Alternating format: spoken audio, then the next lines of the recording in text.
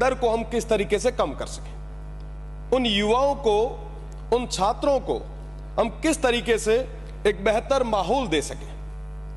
मुझे कहने में बड़ा दुख होता है कि समिति में जाने के बाद में भी इस बिल में छात्रों को लेके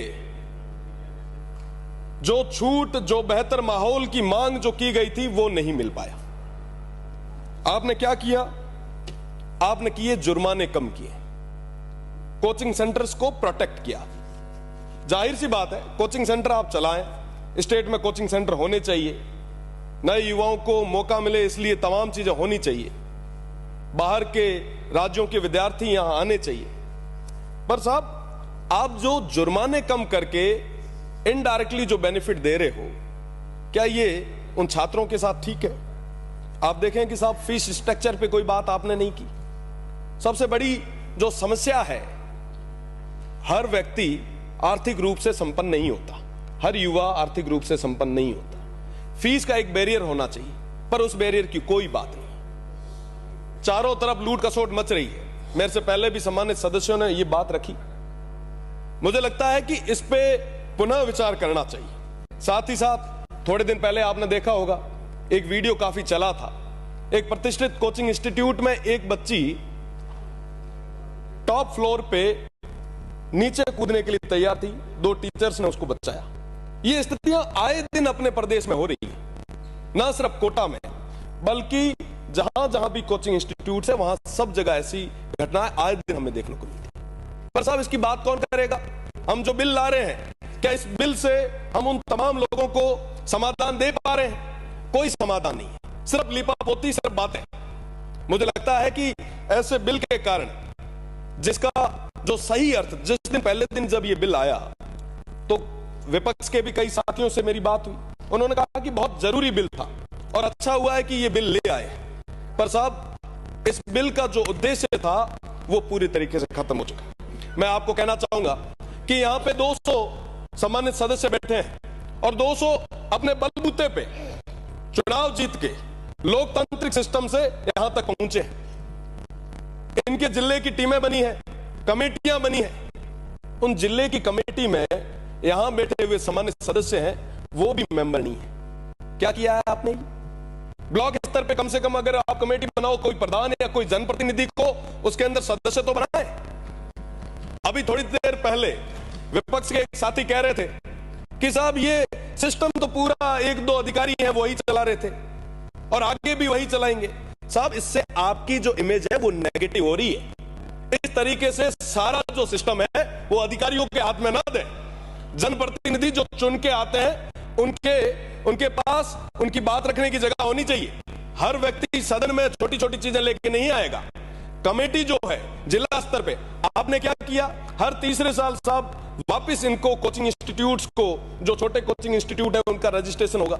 बड़े कोचिंग इंस्टीट्यूट के तो अधिकारी आपके घर जाके पन्ना दे आएंगे और जो कमजोर है वो दर दर मारा फिरेगा, साहब एनओसी दो, साहब एनओसी दो। क्या साहब, भ्रष्टाचार के लिए आप 4 दरवाजे नए क्यों खोल रहे हैं? आपने एक चीज और इसमें लिखी, सुझाव पेटी का, शिकायत पेटी का। अरे साहब, आप मुझे बताइए कितने विभागों के लिए सुझाव और शिकायत पेटी का रखी गई है और कितने मंत्री जाके उन शिकायतों को पढ़े? कभी पढ़ा है क्या साहब?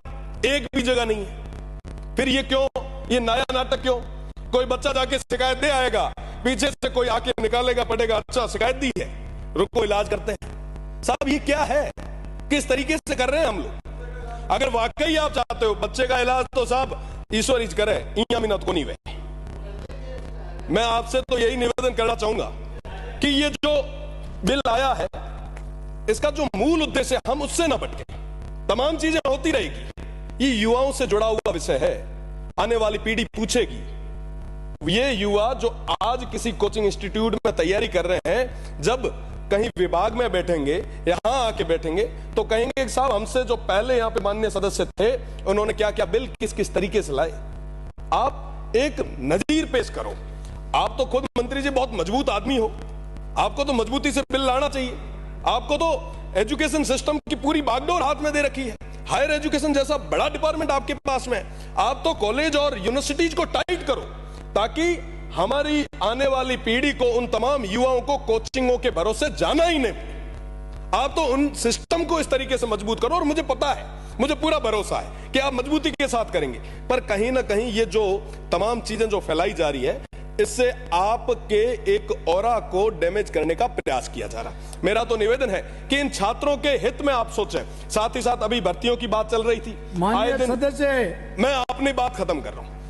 अभी थोड़ी देर पहले कोई भर्ती की बात चल रही थी। अभी एसआई भर्ती का प्रकरण काफी लंबा चला भी है। विपक्ष ने भी कहा, पक्ष ने भी कहा, बारी बारी से कहा, साहब हम ये कर रहे हैं, वो कर रहे हैं, ये कर रहे हैं, वो कर रहे हैं। क्या हुआ साहब? जो अपराधी थे, जिन्होंने गलत किया था, उनको सजा मिली या नहीं मिली? पर जो लोग, जो बच्चे अपनी मेहनत के बलबूते पे, खून पसीने की कमाई से कोचिंग करके, बड़े शहरों में रह के अपनी पूरी जो पूंजी थी उनको लगा के जो नौकरी लगे, जो साधारण बच्चे थे, जो ग्रामीण परिवेश से आने वाले थे, उन सभी की हत्या आप लोगों ने की है।